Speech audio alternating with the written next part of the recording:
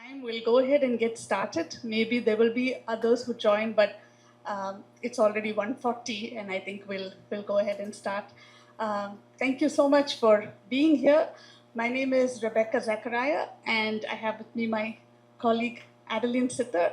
And both of us are from India, and we work at the Christian Medical College, which is in a small town in southern India. The closest big city is Chennai. So if you want to come to Vellore to visit, you fly into Chennai or Bangalore, which is another very big city. And then it's about 3 to 4 hours by road to reach where we live. And we work in a very large medical school named Christian Medical College. Adeline will tell you more about that in our presentation. But the topic that we are going to present today is mainly focusing on whole person education. And I really think that it is God's doing and God's provision that the previous session to this, if you were in this room, which Dr. Tagami did, was looking at holistic healing and what it means to look at a person in the whole aspect. And I feel like this is just the other side of the coin where we're looking at education from a whole person perspective. So we want to take you through today's presentation in these different parts. So this is going to be the agenda, and we want to keep it informal. So if you feel like you have a question or you want to clarify something, please feel free to stop us in the middle of the presentation as well. But we can always have some time for questions at the end as well. So we're going to tag team. So I'm going to do a little bit, then Adeline will do some, then I'll do again. So we're going to keep doing that. We'll start by looking at how medical education can be a tool in kingdom building, and what does that really mean. Then we would like to give you a little background or a history of CMC, because I think that speaks to why we do what we do, and particularly talk about the department that we work in, which is the distance education department. After that, we want to share with you a little bit about the concept of blended learning, which is what we use in all our courses and all the programs. And then when Josh Matan spoke to us, he was very keen with the community training that we do, health training for community lay leaders. So we want to spend a little bit of time focusing on that. And finally, we just summarize and conclude and put everything together. So that is going to be our agenda for the next 45 minutes or so. So we start with looking at medical education for kingdom building. And that's, the whole conference is about kingdom building and looking at community development. So I just want to kind of just start by talking about something that we already know and believe, but how that fits into education, into medical education. So we all know that no matter what work we do, that it's something that's created by God, and work is something that existed even before the fall. Our God is a working God, and all of Genesis 1:1 talks about his beautiful work in creation. And that he also created us, you and me, he created man in order to do work. It's also clear that, when the new heaven and the new earth is there, we will be working. We're not just going to be sitting on fluffy clouds or something like that and floating around. There will be work to do. Work that is purposeful, meaningful, no pain, no suffering, but there will be joyful work to do even in the new heaven and the new earth. And so in today's context, hi, welcome. How can we apply our faith and our worldview into the work that we do in a way that honors God? And finally, no matter what work we do, whether it's medical or agriculture or IT or being a farmer or a potter, everything that we do matters to God. And something that often we tend to forget in today's world is that they look at some careers as very high careers, and some of them are not so great. But I think in God's eyes, everything matters, which is why it was so beautiful to hear on the first day of the conference when Joshua Tan said, nobody is going to be addressed as ma'am or sir or doctor, or everybody goes by first name because that's how it's going to be in heaven, right? So I think all our work is the same as far as God is concerned. So what do we mean by whole person education? So both Adeline and I, for the last 10 years, we have been involved in medical education, in making different medical education courses, creating the curriculum, and doing the training on ground, along with a large group of more than 50 people who are part of our team, and she'll tell you more about that. So every program or every training that we run, what we are looking at is not just a student, but we are looking at the whole person of the learner who God has brought into that course. So just as we would, as healthcare professionals, look at a patient with their physical, their emotional, their spiritual, their psychological dimensions, even in teaching and learning, we want to look at the physical, the emotional, the spiritual, the social aspects of teaching and learning. And what does that mean? A lot of education today, especially higher education, it is about filling our heads with knowledge. The more knowledge that somebody acquires, you feel like you are a very great person. You know so much, but really, for that we don't need whole person education. Mr. Google is enough for that.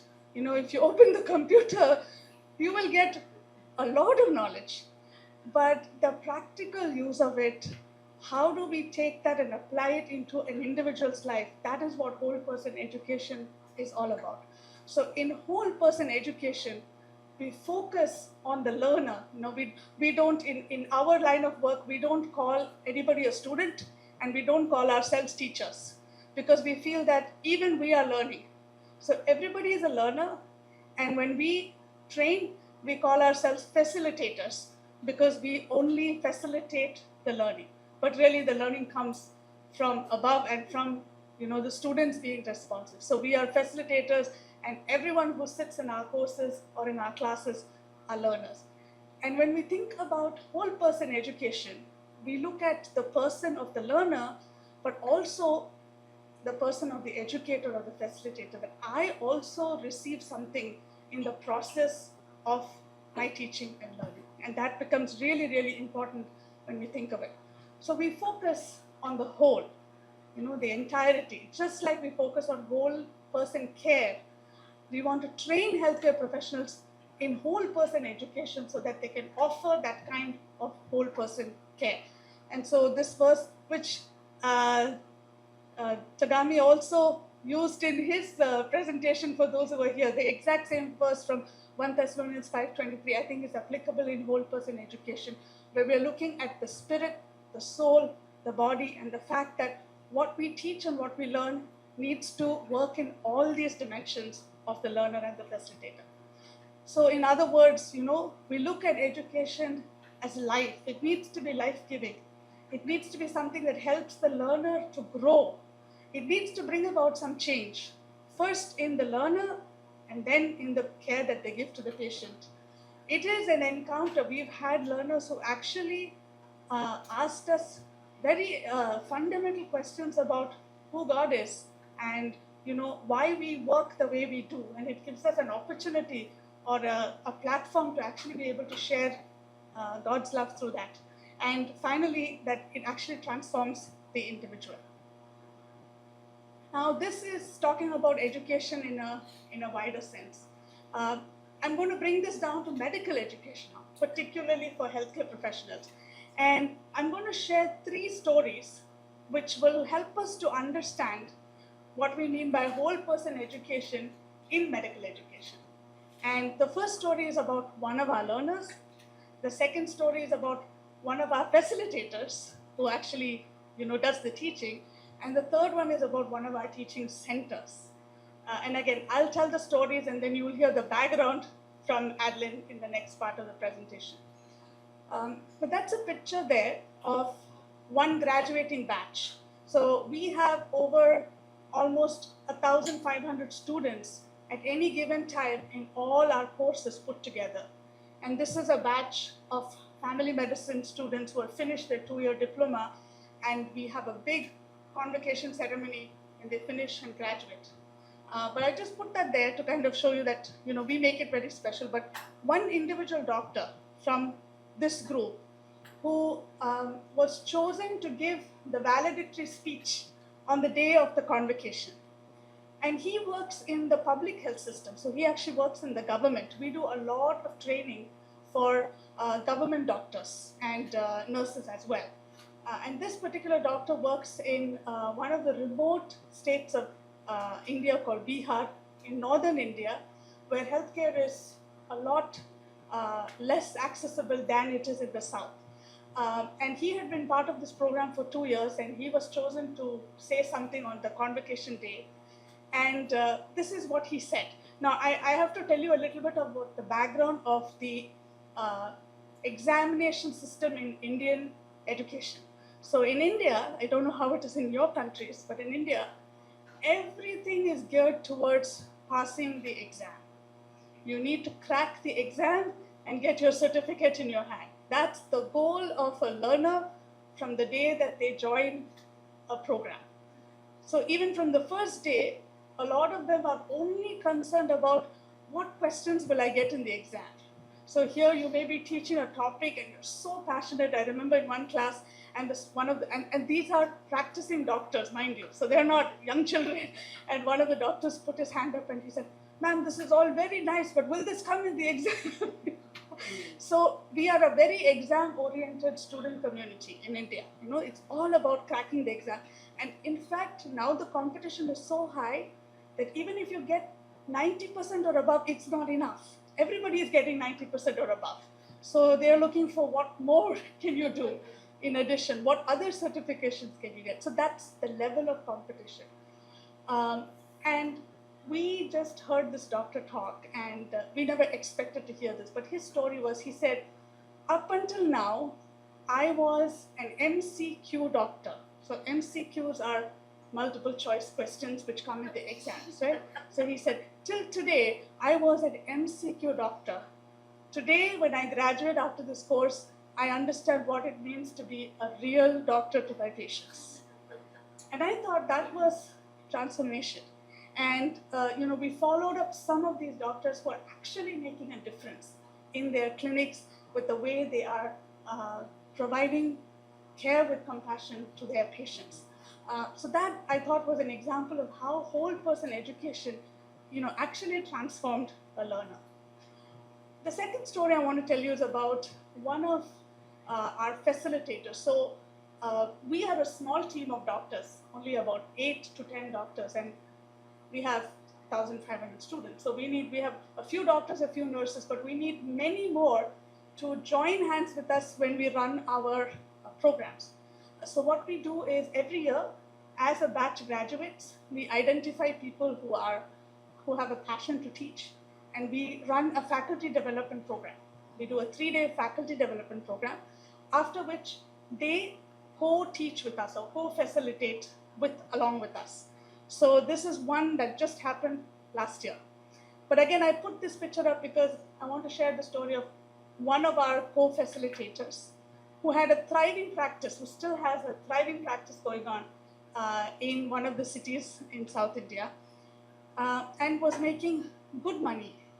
And one way that doctors can make good money in India, apart from seeing your patients, is also receive what they call as a kickback from companies. So you will have, a diagnostic center that says, you refer so many patients per month to me for a CT scan or an MRI, and I'll give you a certain cut from that. Mm-hmm. And so whether a patient needs it or not, they will send them to get a CT scan or an MRI just so they can get the kickback.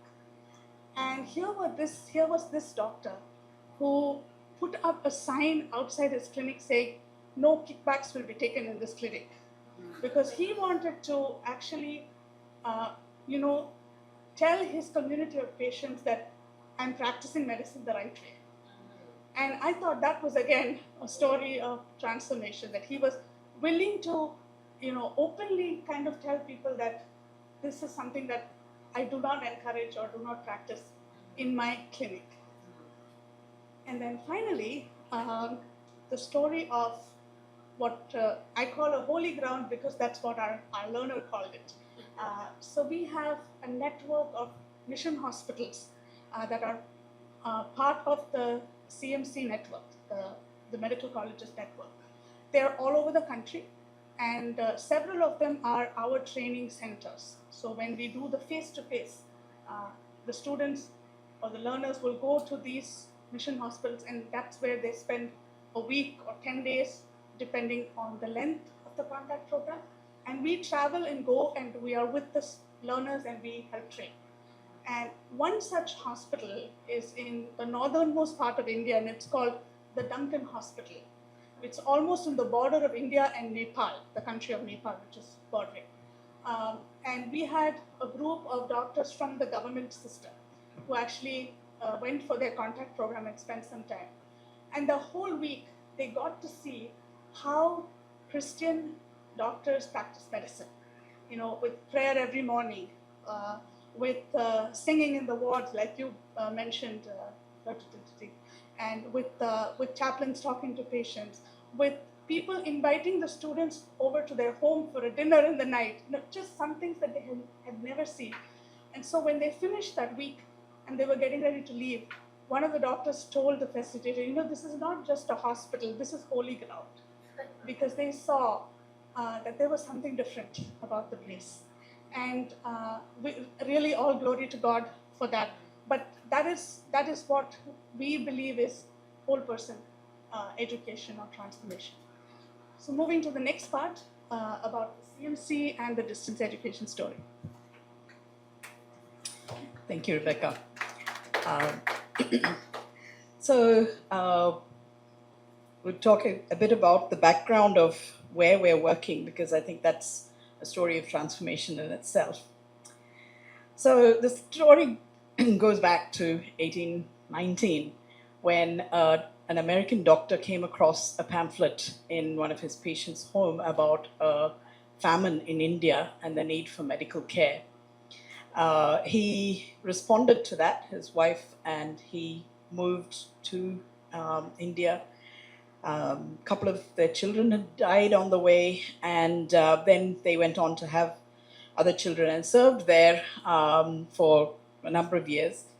Their youngest son was also called John Scudder, so the father was John Scudder, and their son was John Scudder. And John Scudder also went back to the US and trained as a doctor to come back and serve in India. And so he was serving there. He and his wife had 5 sons, and finally welcomed their daughter, Ida Sophia Scudder. Now, Ida grew up in an India which was needy, and remembers the story of when she was really young, and again, another time of famine, and she was asked to help her mother to distribute food. And her mother said, just 1 piece per child. And she knew these children needed more than that. And just that impacted her greatly. She had to go back to the States for her education. And when she was there, she decided that she was never going to be a missionary. She was never going to go back to that place of need. Her dream of her life was to marry a rich man and settle down to a comfortable life in the US. Until her mother fell ill at one point, and her father asked her to come back to care for her. And so she returned to India, but her friend, telling her friends, no, I'm only going just to look after my mother. I will be back. But that was so she was 20 years old when she came back. And one night, there was a knock on the door.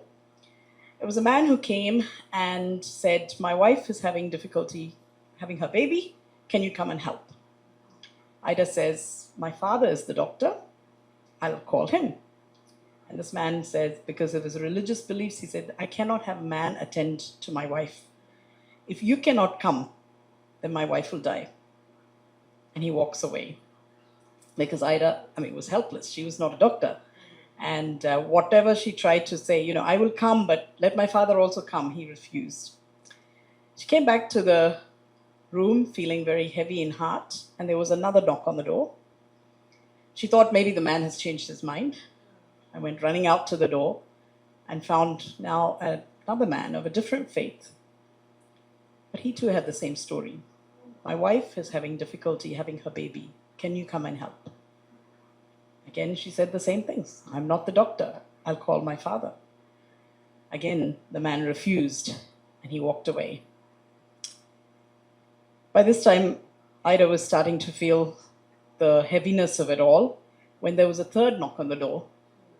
And she went and found a third man who had the same story about his wife, who was having difficulty with her baby. And she also had to tell him, I cannot help. It's only my father who can. So that was a night of soul searching. The next morning, she heard that all these 3 women had died because there was no woman doctor to help them. So this was a time of real crisis point for her in her own personal journey. She decided the next day that she was going to go and qualify to be a doctor so that she could come back and serve the women and children in this country. So Ida returned to the US to become a doctor. Even at that point of time, 1890, she was part of the very first batch that took in women into Cornell Medical University. And when she graduated in the year 1900, she decided, the best experience I can get is to go back and work with my father. But soon after she returned to India, her father passed away and she was left to begin her medical practice on her own.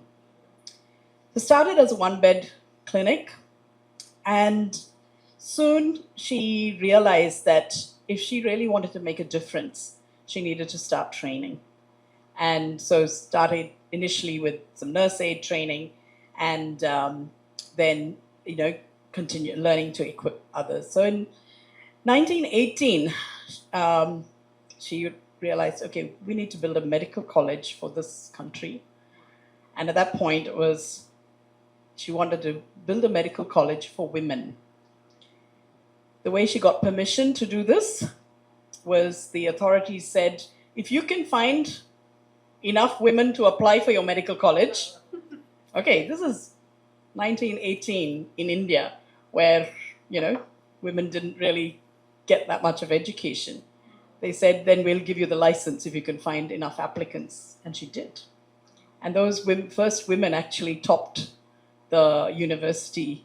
And it was only years later that CMC opened their arms to men students. So it started off as a college to train women to care for the needs of the country. The vision statement of Christian Medical College is that we seek to be a witness to the healing ministry of Christ through excellence in education, service, and research. Really embodies what we do, and we're doing it in following the footsteps of the Lord. And the motto of the institution is not to be ministered unto, but to minister. And there's truly a story of a woman who started her life in India, went back to the States, got the training, and then came back. And very often we see that happening in the work in CMC. People go out, get further training, come back to enhance what is going on. So today, CMC is the top private medical college in the country, and still known as Christian Medical College. And these are some of the numbers at a glance. We see about 3.2 million outpatients per year, about 150,000 inpatients, and another 100,000 reached through outreach clinics. We have over 3,500 beds.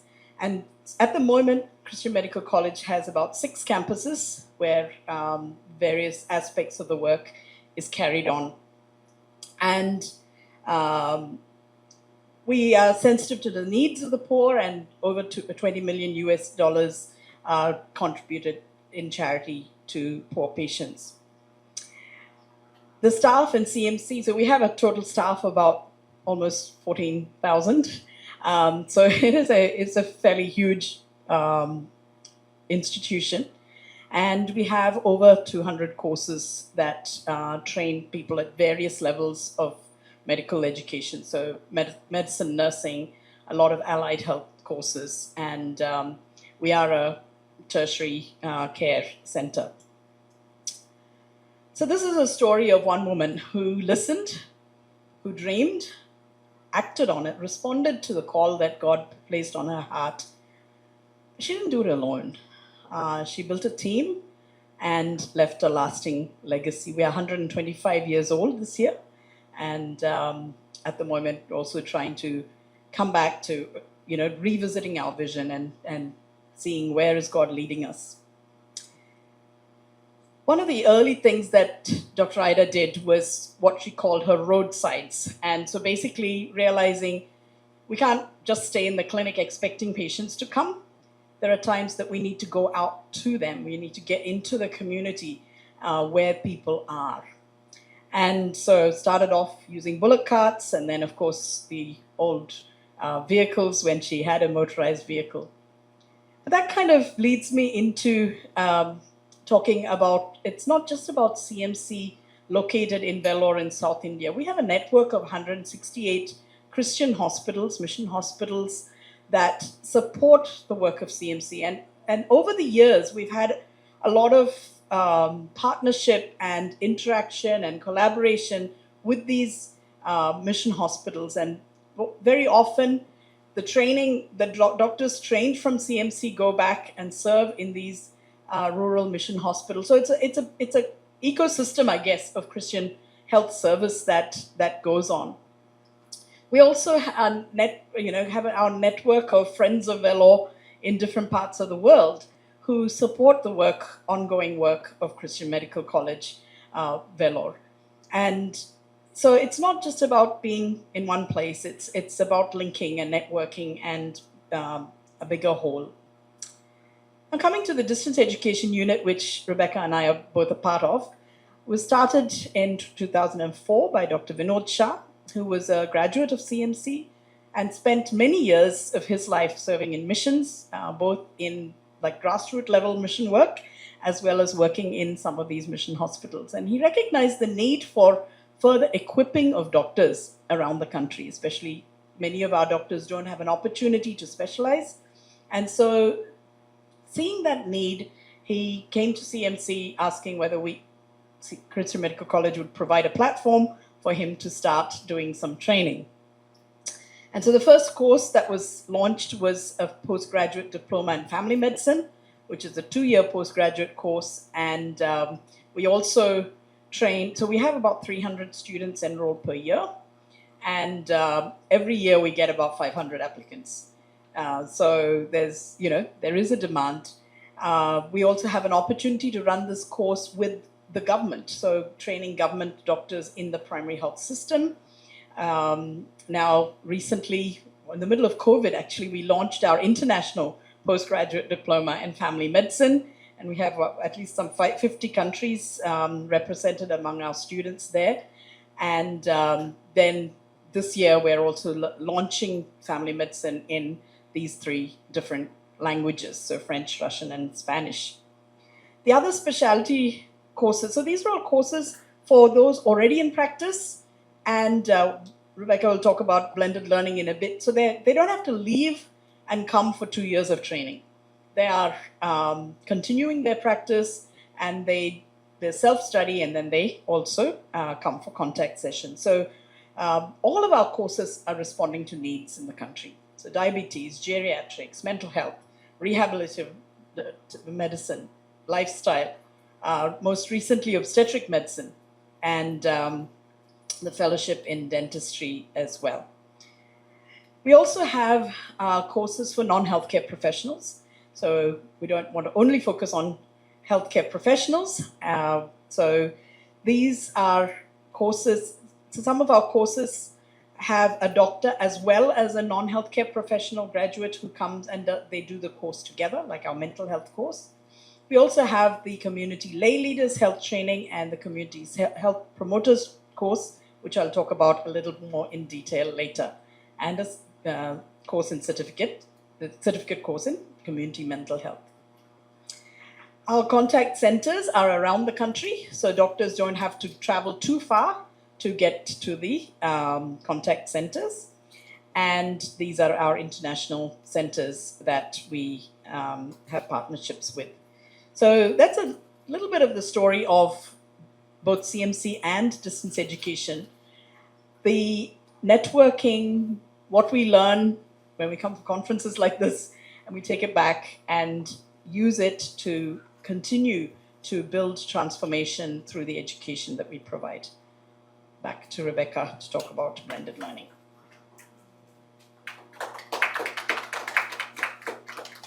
Thank you, Eddie. So Adeline talked about the background or the history of CMC, and then the distance education unit with the reach beyond the four walls of CMC. And I'm going to take the next 5 or 7 minutes to talk about how we do this. And so, because like Adeline mentioned, our students in the distance education courses are not in their early medical training. So they're not in undergraduate or even postgraduate. They are already healthcare professionals who are working in different parts of the country, but who don't have avenues to be able to keep up with what is going on in medical education. And many of our doctors finish their undergrad training and don't have opportunities to further specialize. And so they may have finished medical school 15, 20 years ago with no further support or training and are just practicing, sometimes all by themselves in very remote parts of our country. And so this is our target learning group. These are the people who we are going after to help train and bring them. So obviously, we cannot expect them to leave their places of work or their families and come to a place like CMC Vellore to train for 2 years or 3 years. And so the question is, how can we take education to them wherever they are, rather than displace them from their places of work? And so for that, we use this approach called the blended learning. Now, in the Western parts of the world, this is very, very popular, and it's been there for years. It's already incorporated into universities and training programs. But in India, this is a fairly new concept. And so especially in medical education, it is even more new. And so when this was introduced, we had to do a lot of kind of even just awareness of what blended learning is. But really what it is it has two components. One is the online or the asynchronous learning, where a learner is at home and at their own time and their own pace are able to study the modules and do the corresponding assignments. And so, a doctor who has finished his clinic and has gone home and had dinner and spent some time with family, and then at 10 o'clock in the night opens a book, you can imagine how tired he must be. So we create material that is interactive and actually speaks to the learner in the place of a teacher or a facilitator. So that happens through the computer part or the online learning aspect. But another very, very critical part to blended learning is the face-to-face interactions, like what we are doing now, because there is a lot that happens during the face-to-face. First of all, there's personalized learning. We're able to do peer learning with each other. There's the motivation. There are some hands-on skills in medicine which cannot be taught on an online platform, and you really need to be able to, do it and somebody watch you do it and say that, yes, you know how to do this skill. So those are some things that can happen in the face-to-face. So all the courses that you heard Adeline mention just a few minutes back, all of them have both these components. We don't have any course that is fully online without a face-to-face component. And we call the face-to-face component as contact programs. And the duration of the contact program is anywhere from 6 days to 14 days, depending on the course that they are enrolled in. Now, in all of our courses, we also have something called the DNA of the course. As we all know, the DNA is the basic unit that basically forms every cell in our body, without which we wouldn't exist. And We want the basic foundations of every course is something we want the learner to understand. So some of the things, it's very easy to teach a skill or to teach a topic. I can talk about the heart or the lungs or the kidney. And like I said, even Google can talk about the same thing. So they don't really need to be in a course for that. The information is available almost everywhere. What is it that we can value add to our courses in order to make it whole person education? So every day when we do the contact program, for example, we start with something called a thought for the day. And we spend about 10 to 15 minutes. And what we actually share is from scripture, but we don't overtly tell the students, because 90% of our students are of other faiths. They're not Christian students. In India, culturally, it's acceptable to hear each other out. I think what is difficult or the sensitive area is when we start talking about Jesus being the only way, or that sort of thing. So we share our worldview through stories and weave in what we believe is what the Lord has taught us through the thought for the day. Then we teach them things like consultation skills. These never get taught. Even when we were in medical school, a lot of times it's just you see a senior professor and you learn to consult or talk to a patient the way your professor does. But they are not really incorporated into teaching. So we do consultation skills. What does it mean to listen to a patient? How do you examine somebody? What does it mean to ask open-ended questions to a patient? And things like that are all part of the consultation skills. We do something called a 3-stage assessment, which looks beyond the physical. It looks at the context of the patient. It looks at the individual. And I can go on and on. But, so these are some things that what we call as a DNA of the course, which is woven into the courses that we build. Now, when we talk about reach, because it's distance education, I just want to again share one more story of Dr. A. Now, Dr. A is one of our students who recently graduated, and he actually is in Africa. And so he's in our International Family Medicine program in the country of Togo. And this picture was just something that spoke to me because he was going for his contact program. And you can see that he's actually traveling with another person, and he has the module on his tablet, studying as he is going. And this is a module that has been created in the little town of CMC Vellore, which somebody in Togo, Africa is able to access thanks to the technology that God provides. And it's not just some short distance. What amazed me was that he was traveling 545 kilometers and yet able to study and interact and do productive learning on the go because of the support of blended learning and distance learning, which is a platform that God has given us in order to reach even the last mile, to reach places where otherwise it would be difficult for people to have these opportunities to study and learn.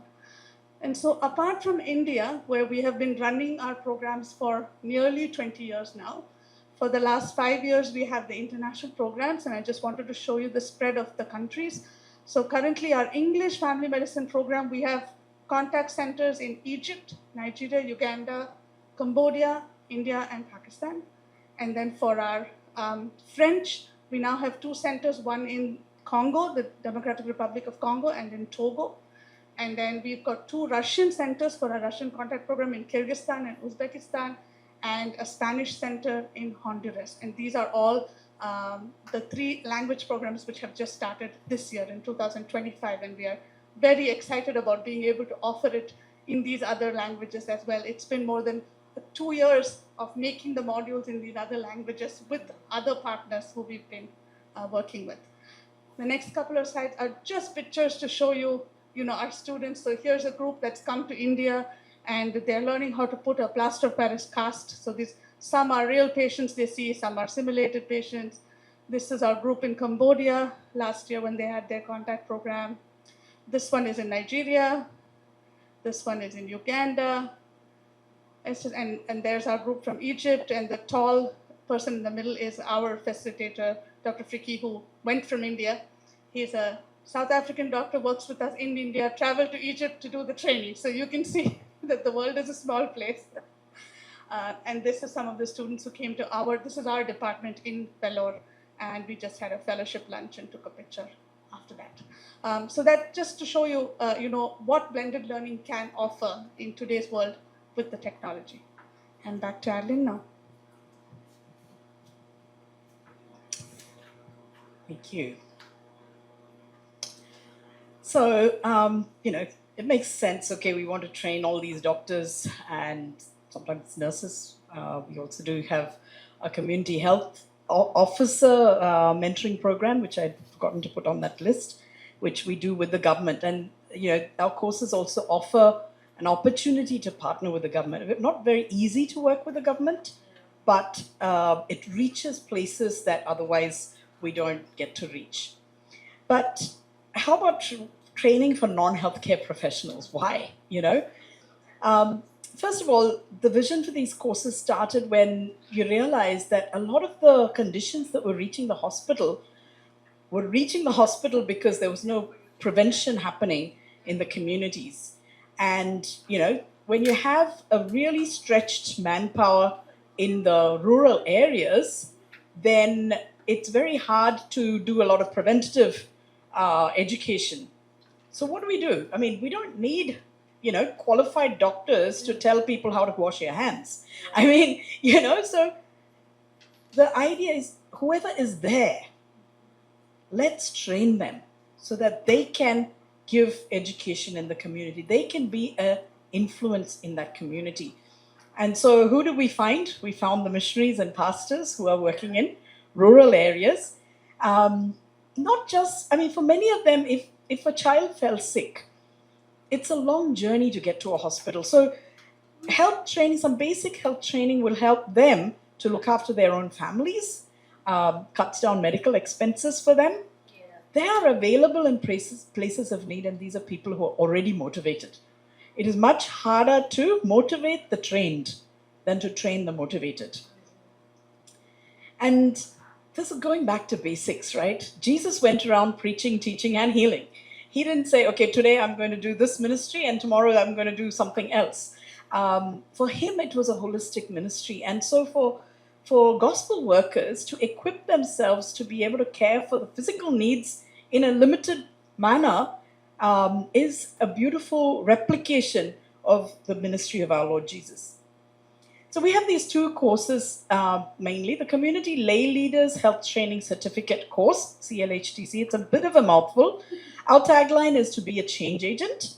And so that was the first course that we've been running since 2011. And the other one is the Community Health Promoter Certificate, which is a shorter one. And we're working together for change. The differences between the two, the CLHTC is the longer course. It's a 1-year blended learning. Now we've limited to 2 contact programs with some online sessions. And CLHTC is at the moment still only for Christian workers. And they have to have passed 12th standard or year 12 in order to qualify for it. It's actually quite academic. Some of the books are going around. We have about 60 modules. Emphasis is on prevention for both of these. But with the CLHTC course, there's a little bit of differential. Okay, if someone comes with a headache, what are the possible problems? What are the danger signs? If someone has fever plus this, please send them to hospital immediately. So those kind of things we equip them with, and some basic care that they can offer in the home. The CHPC course, basically, if they're able to read and write, they can actually go through the course. The material is written very, very simply, and it's really only preventive, promotive, and some amount of recognition of danger signs. Both of these courses we run now in English, but also in Hindi, which is one of our major North Indian languages, as well as Tamil, which is the state where we are based at the moment.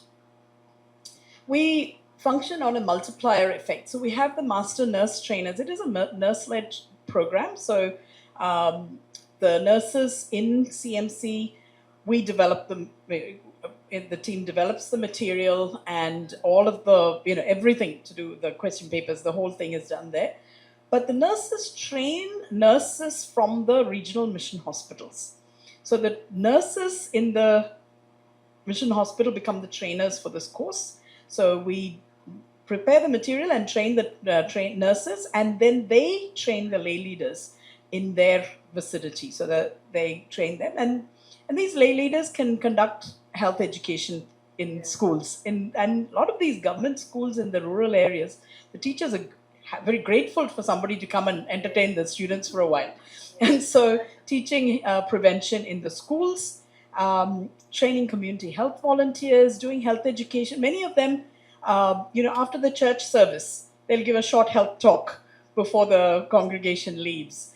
Child has got diarrhea, they'll go to the kitchen, make ORS just, with the water and salt and sugar, and tell the mother how to give that. So basic things, but caring for the immediate needs of the population that they serve. Screening, trying to find problems before they arise, and giving health education. So what do they learn? They learn the basics about the body and health and sickness. They learn ways to prevent both communicable as well as non-communicable diseases, how to communicate health messages to the communities. We had a project actually, which was mouth cancer screening, which comes here. Yeah. So, just screening for precancerous lesions, which, you can just find something and refer. And in one of the communities, we had one of the Catholic nuns who had done our course. And so she had done this health education about mouth cancer and all of the habits and things like that, and taught the, women in the community. Now, the women then were like, okay, we should go and tell this person, the fellow who's running the shop that sells tobacco, that he should close his shop, because he's spoiling the community. And so the women went, and this man is like, well, this is my livelihood. What do I do? So the women come back to our Catholic nuns and, sister, what do we do? Like, now he's getting upset with us, but we don't want our husbands to, continue these habits. And so this nun went and spoke to this shopkeeper and said, this is the reason, gave him the health education, and convinced him to change his shop to a tea shop. And so, just educating the communities is something that they do. Screening for health problems. We've recently trained missionaries to give care within their own organization. And part of their project was just screening for diabetes and hypertension, and many who had till now not found that they had either high blood pressure or high blood sugar were discovered, and they could actually go for the treatment. And managing minor illnesses. So we teach them some skills to help identify some diseases and what to do in those situations as well. But the most important thing is knowing when to refer and where to refer. Many of them refer back to the mission hospitals where they trained, so enhances that partnership. There's 2 contact programs, and during the contact programs we have interactive sessions, and a lot of discussions are there. We do team-based learning, and the afternoons we spend doing health promotion and practicing skills, so no chance to sleep. But the other amazing thing about the CLHTC course is that it's an opportunity to have fellowship. These are people from different organizations. Many of them are independently working in rural areas. And so when they come for the contact program, the devotions, the testimony sharing time, prayer time is something that gives them a spiritual boost as well. So they're not just learning medicine. And then they get a certificate from CMC. CHPC is a lot more versatile. We don't have to have a mission hospital to run it. Any group that is interested, we can run the contact program. And we've started running CHPC as part of Bible college curriculum, so they do it over a semester. And so just trying to figure out different ways to equip God's people to care for physical needs. And so the institutions. So that's about our CLHTC, CHPC. I just wanted to tell one more story. One of the things that our trainees tell us is that, especially in North India, very often they're very looked on with a lot of suspicion, especially if you come from the south and you're in the north. There's an eye, okay, why are you here? and especially a lot of anti-conversion, laws being made. But we have one of our trainees who completed the course, and he had a burden to reach the Muslim population in one of our northeastern states. And so, he would take a BP apparatus and, glucometer and tell people, I'm coming to do some health screening. And in the process, be able to just, befriend people and to share. And he said, I never thought I would be able to get into Muslim homes. But with this training, I'm able to actually go and, just meet people in their homes. And at one point, he went to a place and he said, even the police are frightened to go into that community. But he very confidently went, and with a friend, they set up their little table and, started checking people's blood pressure, giving health education. And as and when, they could, they prayed for people. As they were coming back, they were stopped by a group of men. And he thought, okay, this is finished now. And that group of men just, asked, who are you? We're health volunteers, and we've gone to, do some screening. So then they insisted on checking the bags. So opened the bags and checked, and what did they find? They found BP apparatus, and they found glucometers, and then our man tells us, I had some tracts also in the bag, but they didn't find it. Opening doors for those who love the Lord Jesus to share in places where it's very difficult for them. Thank you.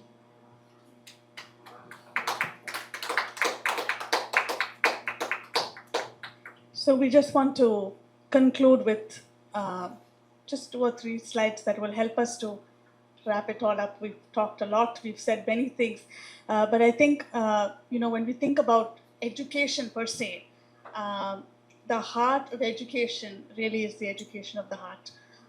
If hearts are, touched, if lives are transformed, then I think we've done the job of educating somebody, which is the way God would want us to. And so this is something that we kind of carry with us everywhere we go, that the heart of education is the education of the heart. And taking education and healthcare to the last mile, as Jesus said in Matthew 25, the king will reply, truly I tell you, whatever you did for one of the least of these brothers and sisters of mine, you did it for me. And what an opportunity this platform gives us to reach those who otherwise the world has forgotten. A lot of times, especially as professionals sometimes, we kind of tend to separate the work we do from the faith, right? And so when we started this presentation, we started by looking at the integration of faith and work, and looking at the fact that no matter what we do, in what area, it matters to God, that every aspect of our work. And again, this verse from Colossians just reminds us of that whatever we do, work at it with all our hearts as working for the Lord and not for men, because we know that we will receive an inheritance from the Lord as a reward. It is Him we are serving. We perform for an audience of one, the one and only. The people who we serve are, we are vessels to serve them and minister to them, but really the only person from whom we need approval is the Lord Himself and nobody else. And that's what this verse reminds us of.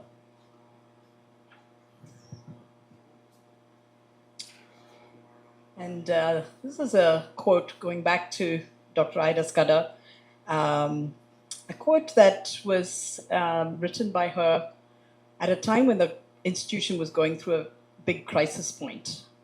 First ponder, then dare. Know your facts, count the cost. Money is not the most important thing. What you are building is not a medical school. It is the kingdom of God. And frequently we remind ourselves that, yes, we're in healthcare, we're in education, but ultimately we're building the kingdom of God. And the other beautiful illustration from Scripture is anything given into the Master's hand multiplies. We feel like we just have a small thing to offer, but the Lord has improved and used it. So we look forward to where else He's going to lead us. Thank you very much.